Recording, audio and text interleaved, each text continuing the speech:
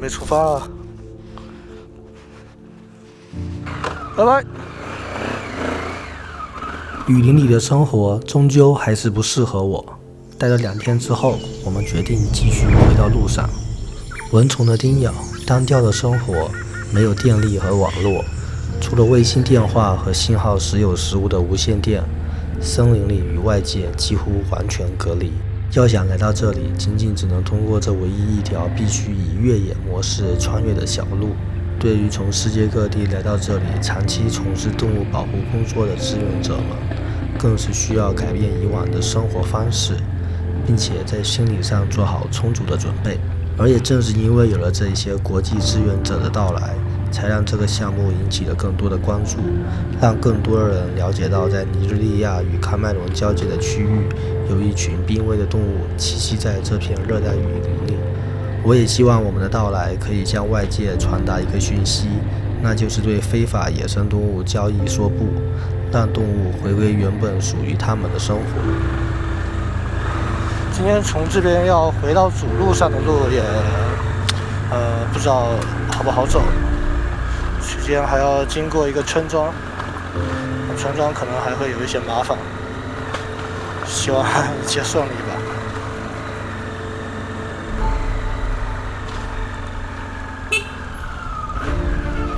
这边也是个路障。从基地里往外开出之后不久，路上会偶然遇到一些骑着摩托车的村民，路况其实不算太差，沿着来的时候走的那条路继续向前走，便可以让我们回到主路上。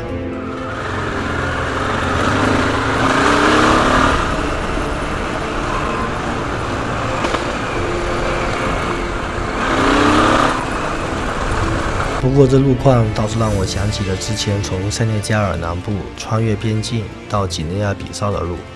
这种路跟当初在几内亚比绍路径的时候走路差不多，但这个其实还会更好走一点。在这里，摩托车几乎是当地人除了步行之外唯一的交通方式，但并不是每一个人都有条件拥有摩托车。这不禁让我想起之前在加纳遇到了一个种植可可豆的农民，他每次都要和他的孩子们步行6个小时才能到达可可园，所以根本不可能当天往返。而一辆约合$500的摩托车，对于普遍月入不到$100的当地人来说，更是一个天文数字。在离开这片区域之前，还要经过一个小村庄。据说这个村庄的村民和动物保护组织时常会有冲突，有时也会跟路过的外国人收过路费。所以在进入这个村庄之前，我还有一些小忐忑。看这里还要过一条小河，可是桥还没有修好。还好我们是骑摩托车来的，可以从桥下过去。不过要是雨季的时候河水暴涨，那也会很麻烦。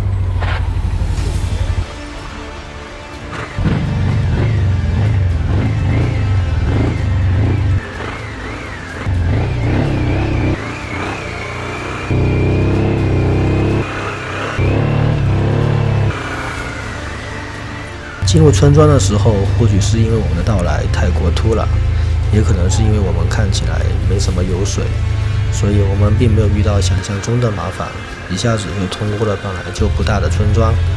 不过好消息是，终于看到久违的沥青路了。变好了。我希望可以尽快穿过尼日利亚抵达喀麦隆，因为至今我已经在非洲旅行超过1年了。可是依然没有穿过赤道，所以我想先实现这个抵达南半球的心愿。要知道，在1年前，我的计划是10个月的时间从摩洛哥抵达南非。红绿灯还是有的。在媒体上，关于尼日利亚的消息多为负面消息，特别是我要前往偏远的尼日利亚东部，更是因为频发绑架与抢劫被扣上了危险的代名词。我们在一个叫做巴里的城镇停下过夜。可是这里显然不是印度尼西亚的巴厘岛，这里是我们在前往喀麦隆边境之前最后一个成规模的城市。旅馆的小妹对我们到来甚至有些恐慌，因为我们都穿着骑行服，在没摘下头盔之前，她甚至以为我们是伯克圣地，所以赶紧躲了起来。对的，就是那个比 IS 还要更臭名昭著的恐怖组织。 Islamist militants on the move in northeast Nigeria. Boko Haram shocking the world with a violent kidnapping of 276 schoolgirls in Nigeria. 2014年，在尼日利亚东北部绑架了将近300个女学生，从而震惊世界。近几年一直在中部非洲活跃。显然，博克圣地给当地人造成了巨大的恐慌。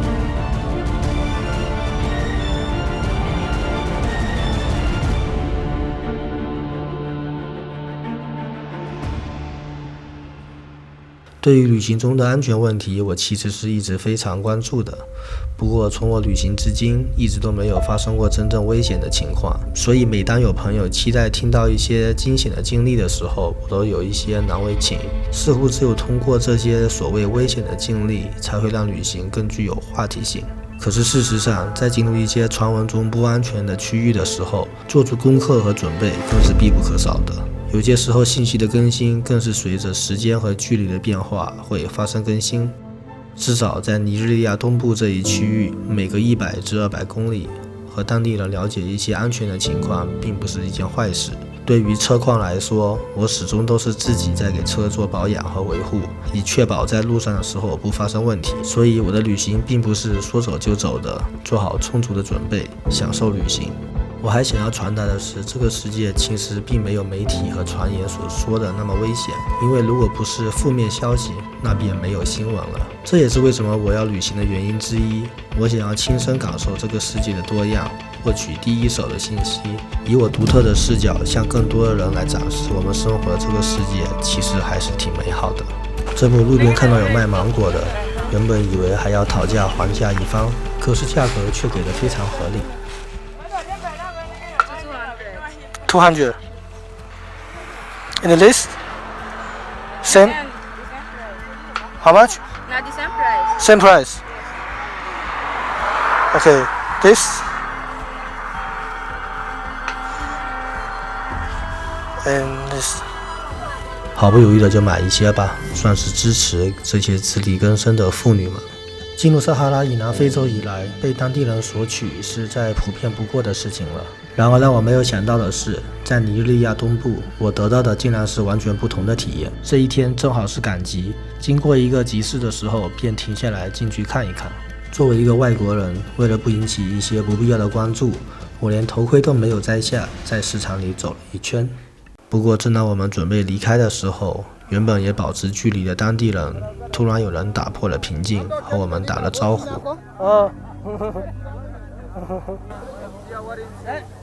No, I don't understand. Say that you are a friend. Here, look here. Oh. Fine. Okay, bye. 这时大家也都围了过来，看我们要走了，纷纷和我握手，祝我们一路平安。突然有一股感慨，这才是我想要的非洲啊！我没有想到进入非洲1年之后，在尼日利亚东部竟然可以感受到如此淳朴的民风，这与我一路以来当地人普遍把外国人当作摇钱树的体验是截然相反的。一个很遗憾的事实是，近半个世纪以来，大批的国际组织打着援助的旗号来到非洲，让许多当地人认为外国人就是来给他们送礼物的，以至于我一路南下以来，几乎就没有停止过被当地人索要礼物。然而，贫穷的情况却没有因为国际组织到来而发生改变，一些当地人甚至因为过度依赖外部援助而陷入了更深的贫困。在我看来，仅仅是送钱送物是无法解决贫穷的问题的，而那些穷人有些时候甚至沦为一些腐败的执政者向国际社会索要援助的人质和筹码，而真正的援助却很有可能永远都到不了他们手上。而想要真正解决贫穷的问题，不仅需要有良性的制度，还需要靠当事人自己的努力，而解决非洲贫穷问题的当事人就是非洲人自己。非洲本身并不贫穷，丰富的自然资源、巨大的人口红利以及深厚的人文环境，非洲其实是一块值得向往的地方。甚至阿里巴巴的马云也把注意力转移到了非洲，他成立了创业基金会，来鼓励非洲青年自主创业。I met them. When I see their eyes, when I talk to them, it looks like me 20 years ago. And I think This is a real entrepreneur. They believe in what they think, they believe what they're doing, and they want to make this thing big because they can help more people. This is the hope of Africa. If we can enable the entrepreneurs there, they may change Africa. When I see the entrepreneurs in Africa, I wish I was born in Africa today, that I can start my journey again next 20 years. 往前继续走，到了下一个城镇，看到路边竟然有小姑娘在卖豆腐。这个卖豆腐的小姑娘，或许就是马云所说的非洲创业青年吧。What's this? Akola. Okay. Okay. Maybe how much? 5. How much? How much this one? 10. 10 for one. Okay. Give me 10. 而豆腐的价格也出奇便宜，换算过来竟然只要2毛钱人民币一片，我直接买了10片。10啊，10。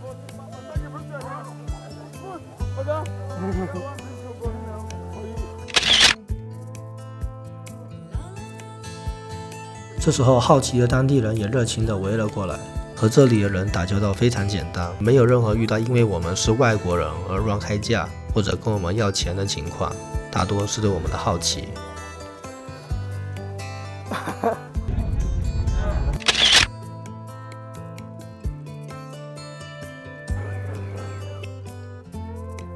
遗憾的是，因为担心疫情的发展，我们不得不加快前进，不然我真想在这淳朴的尼日利亚东部多停留一阵子。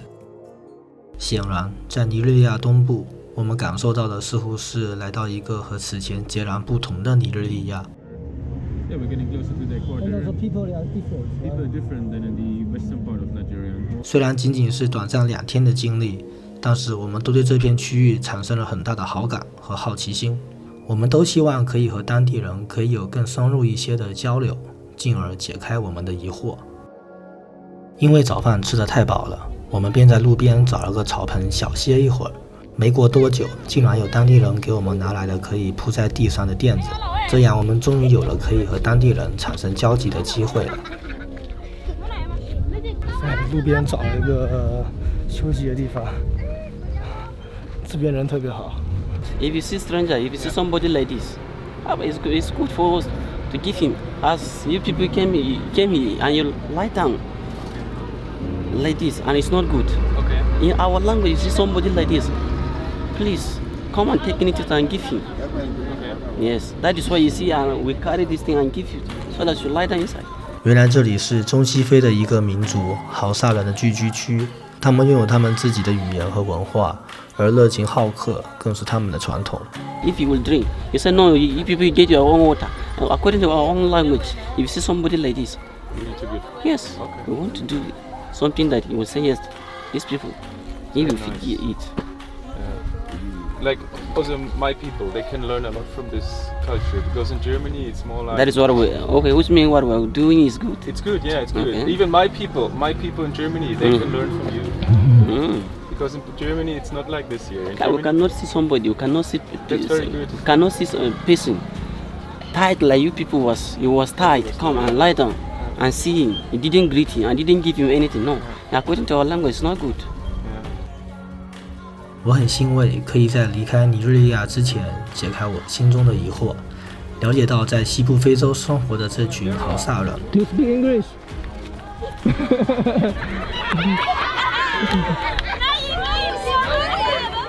我也希望在随后的旅途中可以遇到更多这样热情好客的当地人，从而改变大家对于非洲的刻板印象。我们继续向前，这里的地形地貌和我们之前所看到的尼日利亚完全不同，甚至某些时候我感觉自己已经不在西部非洲了。原来我们已经到了尼日利亚的曼比拉高原，可以说是尼日利亚的青藏高原。它有点像是在欧洲某个地方的感觉。奶牛也看到了，刚才。现在海拔是1662米，这应该是进入非洲以来，算是海拔比较高的地方了。现在海拔还在上升。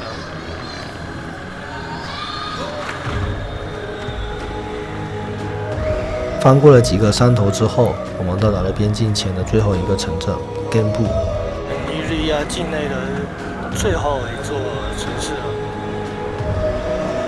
从这里之后就可以进入山区。看这边有没有找点吃的。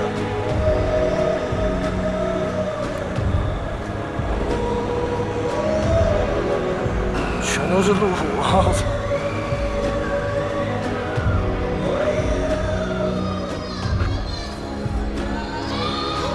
！I never seen so many defenders like this.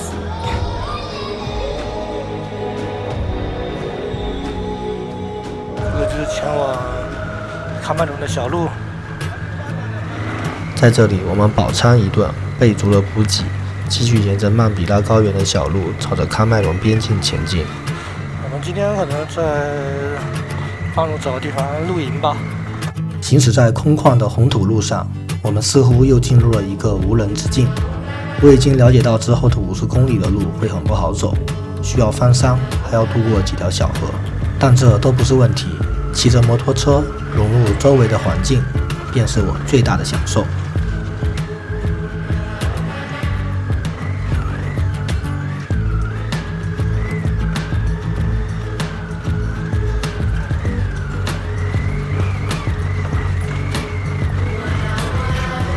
离开小镇不到1个小时，我们便找到了一个隐蔽的露营地。